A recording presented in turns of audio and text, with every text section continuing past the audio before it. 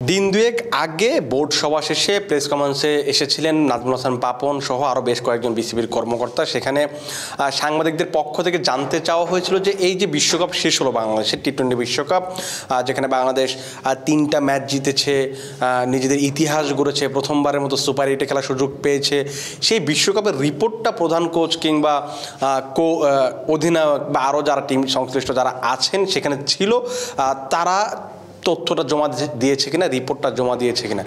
তখন নাজমুল হাসান পাপন জানিয়েছিলেন যে না, এখন পর্যন্ত তারা হাতে পাননি, যখন হাতে পাবেন তখন এই ব্যাপারগুলো মানে অনেকগুলো ব্যাপারই এখানে সামনে এসেছে, সেই ব্যাপারগুলো খতিয়ে দেখা হবে, তাদের অনেক কিছু সমাধান করা যাবে হয়তো। তিনি বলছিলেন যে এক সপ্তাহ আগে লাস্ট 25 তারিখ বাংলাদেশ নিজেদের শেষ ম্যাচটা খেলে, সেই ম্যাচের পর আপনি আজকে যখন ভিডিওটা দেখছেন তাতে প্রায় 9 দিন পেরিয়ে গেছে। 9 দিন পরে এখন পর্যন্ত তারা জমা দেয়নি। এটা আসলে খুব বেশি সময়, সেটাও বলার সুযোগ নেই। চান্দিকা হাথুরু সিংয়ে এখন পর্যন্ত রিপোর্ট জমা না দিলেও এদিকে রিপোর্ট জমা পড়েছে গ্যারি কার্স্টেনের, পাকিস্তান ক্রিকেট বোর্ডের কাছে। তিনি বিশ্বকাপের যে ব্যর্থতা ছিল, বিশ্বকাপের যে ফলাফল ছিল, বিশ্বকাপে যে দল গিয়েছিল সেই বিশ্বকাপের রিপোর্ট তিনি জমা দিয়েছেন। একমাত্র ওয়ালটন এসি দিচ্ছে 1 বছরের রিপ্লেসমেন্ট গ্যারান্টি এবং কম্প্রেসারের 10 বছরের গ্যারান্টি। এইবার বিশ্বকাপটা পাকিস্তানের একেবারে ভালো জানি, এটা আপনারা সবাই জানেন।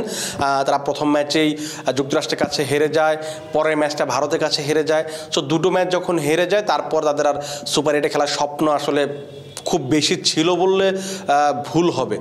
শেষ দুটো ম্যাচেও যদি আয়ারল্যান্ডের কাছে এবং কানাডার কাছে তারা জিতে যায়, 4 পয়েন্ট নিয়ে শেষ পর্যন্ত তারা যেতে পারেনি, তার একটা বড় কারণ ওই পাশ থেকে ভারতের সঙ্গে যুক্তরাষ্ট্র সুপার 8-এ কোয়ালিফাই করেছিল।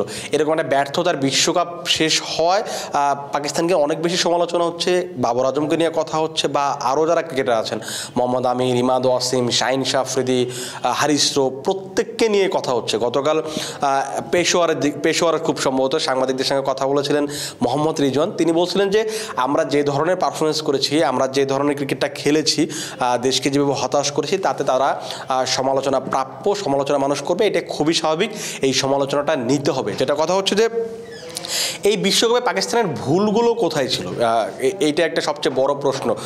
ব্যাটিং বোলিং আসলে কোথাও তারা ভালো করতে পারেনি, ফিল্ডিংয়ে কিছু ঝামেলা ছিল। আপনি যখন এত বড় একটা দল হিসেবে খেলতে যান, একদম বিশ্বকাপের কন্টেন্ডার হিসেবে খেলতে পারেন, তখন আপনাকে এই বিশ্বকাপটা মূলত বোলারদের বিশ্বকাপ ছিল। সেই বিশ্বকাপে আপনার শাহিন শাহ আফ্রিদি, হারিস রৌফ, নাসিম শাহ, মোহাম্মদ আমির, ইমাদ ওয়াসিম, শাদাব খান, তারা তাদের যে পটেনশিয়াল, তারা যে ধরনের ক্রিকেটার ফ্র্যাঞ্চাইজি ক্রিকেটে বা দ্বিপাক্ষিক সিরিজে যে ধরনের ক্রিকেটটা তারা খেলেন, তার কিন্তু মানে অর্ধেকও মনে হয় খেলতে পারেননি। আর সেই কারণে কিন্তু পাকিস্তান সবচেয়ে বেশি ব্যর্থ হয়েছে। কারণ এই টুর্নামেন্টে দেখুন ব্যাটসম্যানদের জন্য খুব বেশি কিছু করার ছিল না। বাবর আজম, রিজওয়ান, তারা যে রানগুলো করেছিল সেটাও আসলে যথেষ্টই ছিল আমার কাছে, যেটা মনে হয়। প্রথম দুটো ম্যাচ যদি আপনি তাকান, দ্বিতীয় ম্যাচটাতে হয়তো তারা ব্যাটসম্যানদের কারণে হেরে গেছে, কিন্তু প্রথম ম্যাচে যদি আপনি দেখেন যুক্তরাষ্ট্রের সঙ্গে, সেই ম্যাচটা কিন্তু বোলারদের ম্যাচ জেতানো উচিত ছিল, সেই ম্যাচটা তারা জেতাতে পারেননি। বোলারদের যে কাজটা করা ছিল সেটা করতে পারেনি, সেখানে সবচেয়ে বড় ব্যর্থতা দেখা দিয়েছে। গ্রুপ পর্ব থেকে তারা বিদায় নিয়েছে। সেই বিশ্বকাপের প্রধান কোচ হিসেবে ছিলেন গ্যারি কার্স্টেন। তিনি বিশ্বকাপ শেষ হওয়ার বলতে তাদের টুর্নামেন্ট শেষ হওয়ার অনেকদিন 2 সপ্তাহ পর তিনি রিপোর্ট জমা দিয়েছেন। সেখানে তিনি বেশ কয়েকটা জিনিস উল্লেখ করেছেন, যেটা হচ্ছে যে ফিটনেস লেভেল নিয়ে তিনি শঙ্কা প্রকাশ করেছেন। ক্রিকেটারদের ফিটনেসটা প্রপার হয়ে তিনি দেখুন, আপনি যদি এই সময়টাতে আধুনিক ক্রিকেটে যদি আপনি খেলতে চান, আপনি যদি ভালো করতে চান, লম্বা সময় ধরে জাতীয় দলের জার্সিতে খেলতে চান, বা যে কোনো সেক্টরে, মানে আপনি ফ্র্যাঞ্চাইজি ক্রিকেটার হতে পারে, যে কোনো জায়গায় হতে পারে, কিন্তু আপনার ফিটনেসটা অনেক গুরুত্বপূর্ণ। আপনি বিরাট কোহলিকে দেখলেই বুঝবেন এই বয়সে এসেও তার যে ধরনের ফিটনেস, তিনি যেভাবে খেলছেন, তিনি ফিটনেস নিয়ে যত বেশি কনসার্ন। পাকিস্তানের ক্রিকেটে এইটা খুব কম দেখা যায়।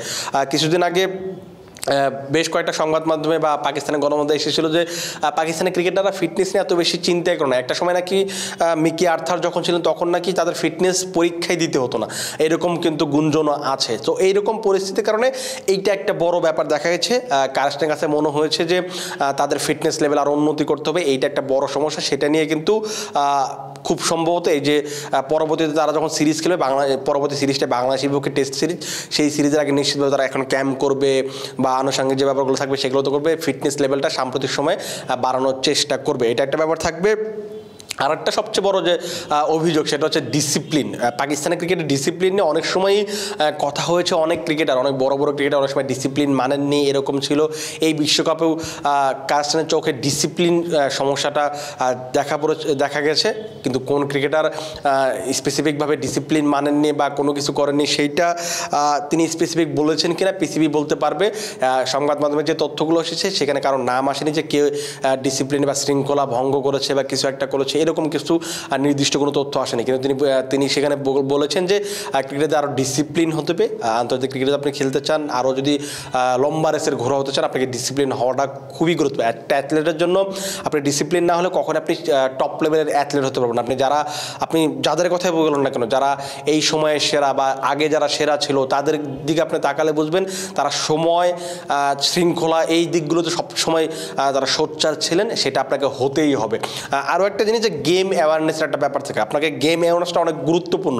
আপনি ধরেন কোচ আপনাকে প্র্যাকটিসে শেখাচ্ছে, প্র্যাকটিসে বলে দিচ্ছে যে একটা বল কভার ড্রাইভ কীভাবে খেলতে হবে, পুল কীভাবে করতে হবে, বোলারকে কেমন শেখাচ্ছে যে ইন সুইংটা কেমন করতে হবে, আউট সুইংটা কীভাবে করতে হবে। কিন্তু কথাটা হচ্ছে আপনি যখন মাঠে নামবেন তখন সিদ্ধান্তটা আপনাকে নিতে হবে। আপনি কখন ইন সুইং বল করবেন, কখন আউট সুইং দিবেন, কখন আপনি ইয়র্কার করবেন, এটা আপনাকে বুঝতে হবে। গেমের পরিস্থিতিটা আপনাকে জানতে হবে। আবার ব্যাটসম্যান যখন হবে, কখন আপনাকে 200 স্ট্রাইক রেটে ব্যাটিং করতে হবে, কখন আপনাকে 100 স্ট্রাইক রেটে ব্যাটিং করতে হবে, সেইটা কিন্তু আপনাকে বুঝতে হবে।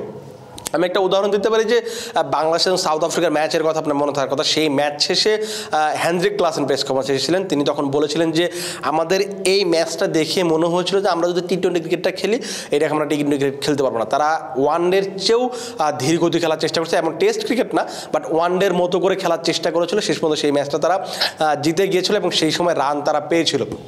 যেটা হচ্ছে আপনাকে এই জিনিসটা বুঝতে হবে যে আপনি আমার পিচ কী ডিমান্ড করছে, উইকেট কী ডিমান্ড করছে, বা আমার ম্যাচের সিনারিওটা এখন কি। আমার যদি এখন 10 বলে 30 রান করতে হয়, আমাকে খেলতে হবে 300 স্ট্রাইক রেটে। আমাকে যদি 50 বলে 20 রান করতে হয়, তখন আমাকে আরও ধীরে সুস্থে বা আস্তে খেলতে হবে, দেখে শুনে খেলতে হবে। এই গেম অ্যাওয়ারনেসগুলো একটা ঘাটতি ছিল। এটা একটা বড় প্রমাণ কিন্তু, যেটা হচ্ছে যে পাকিস্তানের যুক্তরাষ্ট্রের বিপক্ষে ম্যাচটা আপনি যদি দেখেন, সেখানে ফিল্ডিং সেটআপের কথা যদি বলেন, আপনি বারবার অফ স্টাম্পে মানে বোলিং করছেন, অথচ আপনার থার্ড ম্যান বা এগুলো মানে ফিল্ডিং সাধারণত একটা বড় সমস্যা। অথচ আপনি আবার একটা বল দেখতে পেলেন আপনি গুড লেন্থে করছিল, কিন্তু আপনার লং অফ একেবারে সার্কেলে রাখা হচ্ছিল, সেইখান দিয়ে 4 হয়ে যায় এবং ম্যাচটা কিন্তু সেই সময় সুপার 8-এ গড়ায়। তো আপনাকে এই সেন্সগুলো, এই গেম অ্যাওয়ারনেসগুলো খুবই গুরুত্বপূর্ণ। এই বিশ্বকাপের এমন পারফরমেন্সের পর কিন্তু ফ্র্যাঞ্চাইজি লিগ খেলাতে বা বাবর আজমদের ক্ষেত্রে একটা এনওসি নিয়ে একটা ঝামেলা তৈরি হয়েছে। বাবর আজম, শাহিন শাহ আফ্রিদি এবং মোহাম্মদ রিজওয়ান, তারা 3 জনই খেলার কথা ছিল কানাডা গ্লোবাল টি-20-তে। আপাতত তাদের এনওসি দেওয়া হচ্ছে না, যেটা বলা হচ্ছে যে পাকিস্তানের সংবাদ মাধ্যমগুলো যেগুলো বলছে, যেহেতু সামনে বাংলাদেশের সিরিজ আছে, বাংলাদেশের বিপক্ষে তারা সিরিজ খেলবে আগস্টের মাঝামাঝি সময়ে 2টো টেস্ট খেলবে, সেই সিরিজের একটা প্রস্তুতির ব্যাপার আছে। বিশ্বকাপে ভালো করতে পারেনি, এই সব মিলিয়ে সিনিয়র ক্রিকেটারদের আসলে একটু তারা রয়েস হয়ে চিন্তা ভাবনা করা শুরু করছে। কিন্তু তাদের 3 জনকে যদিও এনওসি না দেওয়া হলেও কিন্তু আরও বেশ কয়েকজন, খুব সম্ভবত 10 থেকে 12 জন ক্রিকেটারকে তারা এনওসি দিয়েছে, যার মাঝে বেশ কয়েকজন লঙ্কা প্রিমিয়ার লিগ খেলছেন, গ্লোবাল টি-20 খেলতে যাবেন, তারপর দ্য 100-এ খেলবেন, Osama Mir major league cricket যেটা হচ্ছে সেখানে খেলবেন, আবরার আহমেদ, হারিস রৌফ তারা খেলবেন। লঙ্কা প্রিমিয়ার লিগ কিন্তু ইতিমধ্যে বেশ কয়েকজন ক্রিকেটার খেলছেন। শাদাব খান দেখেছেন আপনারা, তাদের প্রথম ম্যাচে তিনি হ্যাট্রিক করেছেন। হাসনাইন খেলছেন, মোহাম্মদ হারিস খেলছেন। তো বেশ কয়েকজন ক্রিকেটার আছে, বাকিদের ছাড়লেও তাদের 3 জনকে এনওসি দেওয়া হয়নি। শুধু 3 জন না, সেখানে আপনি আরও 2 জনকে যোগ করতে পারেন, যেখানে আজম খান এবং সাইম আইবের কথা আপনি বলতে পারেন। আজম খান লঙ্কা প্রিমিয়ার লিগে এবার কলম্বো স্ট্রাইকার্সের হয়ে খেলার কথা ছিল, তারপর তাকে এনওসি দেয়নি। বিশ্বকাপে যে বাজে ফর্মটা গেছে তাকে নিয়ে অনেক ট্রোল সমালোচনা হয়েছে, তার পরিপ্রেক্ষিতে তাকে এখন এনওসি দেওয়া হচ্ছে না। আপাতত তিনি নিজের ফিটনেস বা অন্যান্য ব্যাপারগুলো নিয়ে কাজ করবেন, ঘরোয়া ক্রিকেটটা খেলবেন পাকিস্তানের। আবার সাইম আইয়ুব খুবই প্রমিজিং একজন ক্রিকেটার, কিন্তু জাতীয় দলে এখন পর্যন্ত সেই নামের সুবিচারটা করতে পারেনি। পিএসএলে যেমন খেলেন, সিপিএলে যেমন ক্রিকেট খেলেছেন, সেই ক্রিকেটটা কিন্তু জাতীয় দলের হয়ে খেলতে পারেনি। তারও একটা ব্যর্থতা, বিশ্বকাপ গেছে, তাকেও এনওসি দেওয়া হয়নি। তিনি খেলার কথা ছিল ক্যারিবিয়ান প্রিমিয়ার লিগে গায়ানা অ্যামাজন ওয়ারিয়র্সের হয়ে সেই দলের হয়ে খেলা হচ্ছে না আপাতত। আরও একটা জিনিস, ফ্র্যাঞ্চাইজি লিগের ক্ষেত্রে আরও একটা জিনিস যেটা যোগ করা হয়েছে যে পাকিস্তানের ক্রিকেটাররা সর্বোচ্চ দুটো বিদেশি ফ্র্যাঞ্চাইজি লিগ খেলতে পারবে, মানে পিএসএল এর বাইরে আপনি ধরুন একটা বিপিএল খেলবেন আর একটা আপনি খেললে হয়তো অন্য একটা লিগ খেলবেন, এরকম একটা কিন্তু আপনি যে কোনো দুটো লিগ খেলতে পারবেন বাইরের দেশে। সেই ক্ষেত্রে কিন্তু বাংলাদেশের জন্য একটা বড় শঙ্কা হতে পারে, বাংলাদেশের একটা লস হতে পারে এই সিদ্ধান্তটা। কারণ দেখবেন বাংলাদেশ প্রিমিয়ার লিগের যে বেশিরভাগ ক্ষেত্রে পাকিস্তানি ক্রিকেটার আমরা আধিপত্য দেখি। এখন পাকিস্তানি ক্রিকেটাররা কিন্তু অন্যান্য লিগগুলোতে, আপনি যেমন সিপিএলে খেলছে, টি10-এ খেলছে, লঙ্কা প্রিমিয়ার লিগ, গ্লোবাল টি20, মেজর লিগ, দ্য 100, এই সবখানে কিন্তু পাকিস্তানি ক্রিকেটার আছেন। সেইখানে যদি সেই টুর্নামেন্টগুলো যদি আপনি খেলে ফেলেন, সেক্ষেত্রে বিপিএলে আসা তারকা ক্রিকেটারদের বিপিএলে পাওয়ার সংখ্যাটা বাড়তেই থাকবে। দেখা যাক কী হয়, এখনও সময় আছে। পিসিবি আসলে এইভাবে এটাকে কীভাবে দেখে, অন্তত আগামী 2 বছর অন্তত পিসিবি এটা এমন করার সিদ্ধান্ত নিয়েছে আপাতত, যেটুকু আমরা জানতে পেরেছি। দেখা যাক এটা কতদূর গড়ায়। তার আগ পর্যন্ত বাবর আজম, শাহিন শাহ আফ্রিদি এবং রিজওয়ানের জন্য সময়টা কঠিন, কারণ তারা যদি সিনিয়র ক্রিকেটার বিশ্বকাপ পারফর্ম করতে পারেননি, দল বিপর্যয়ের মুখে ছিল, দল ভালো করতে পারেনি, সে কারণে কোপটা আসলে তাদের উপর দিয়ে গেছে। সামনে দেখা যাক কী হয়। যদি সামনে এনওসি পায়, আমরা সেই তথ্যটা আপনাদের জানানোর চেষ্টা করব। সে পর্যন্ত আপনারা ভালো থাকুন, সুস্থ থাকুন এবং ক্রিক ফ্রেঞ্জির সাথেই থাকুন।